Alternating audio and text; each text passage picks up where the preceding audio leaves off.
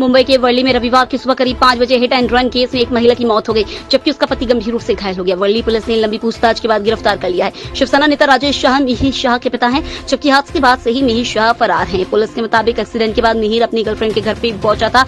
Police ने मिहिर की girlfriend से भी पूछताछ की। पुलिस ने बताया कि जिस BMW कार ने दंपति को टक्कर मारी, उस कार को मिहिर शाह ही चला रहा था। पीएम मोदी आज रूस के लिए रवाना होंगे। वह 5 साल बाद रूस का दौरा कर रहे हैं। वह सोमवार से 10 जुलाई तक रूस और ऑस्ट्रिया के दौरे पर रहेंगे।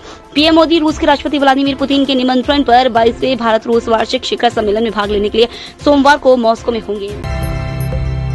उड़ीसा में हाल ही में हुए लोकसभा और विधानसभा चुनाव 2024 में नवीन पटनायक की बीजू जनता दल को तगड़ा झटका लगा था।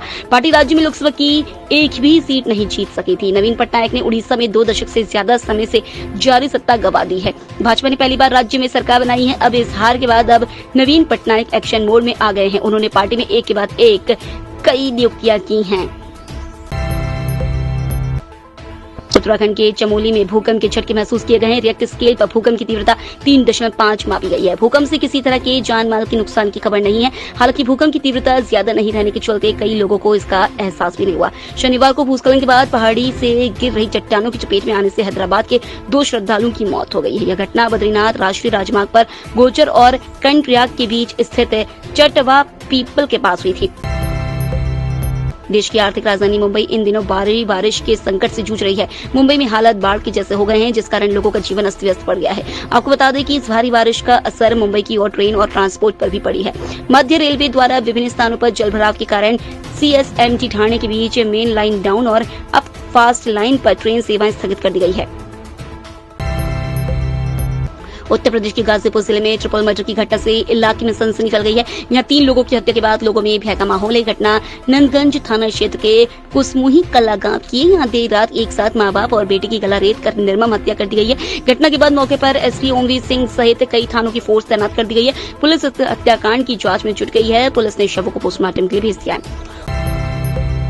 कांग्रेस सांसद और लोकसभा में विपक्ष के नेता राहुल गांधी आज असम और मणिपुर के दौरे पर है। सिलचर पहुंचने के बाद ओक्राम इबोबी सिंह ने उनका जोरदार स्वागत किया। यहां वो यूथ केयर सेंटर थलाई में राहत शिविर का दौरा करेंगे और फिर मणिपुर के लिए रवाना होंगे। मणिपुर में वो हिंसा प्रभावित लोगों से मुलाकात करेंगे। इसके अलावा राहत शिविरों का दौरा करेंगे और PCC नेताओं से भी मिलेंगे। 53 साल बाद इस बार पुरी की रथ यात्रा 2 दिनों की है। सोमवार 8 जुलाई को यात्रा के दूसरे दिन मंगला आरती और भोग के बाद यात्रा दोबारा शुरू हो गई है। कल रविवार यात्रा का पहला दिन था। शाम 5 बजे के बाद शुरू हुई रथ यात्रा सूर्यास्त के ही साथ रोक दी गई थी। सुभद्रा और बलभद्र के बाद जगन्नाथ जी का रथ भी आगे बढ़ा है। आज तीनों रथ गुंडीचा मंदिर पहुंचेंगे।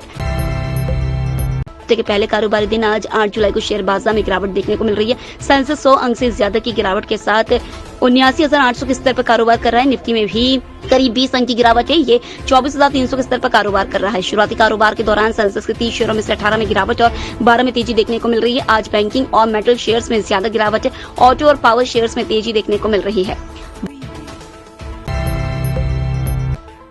भारत ने दूसरे T20 मैच में जिम्बाब्वे को 100 रनों से हराकर सीरीज में 1-1 की बराबरी कर ली है। इससे पहले शनिवार को जिम्बाब्वे ने भारत को 13 रनों से हराया था।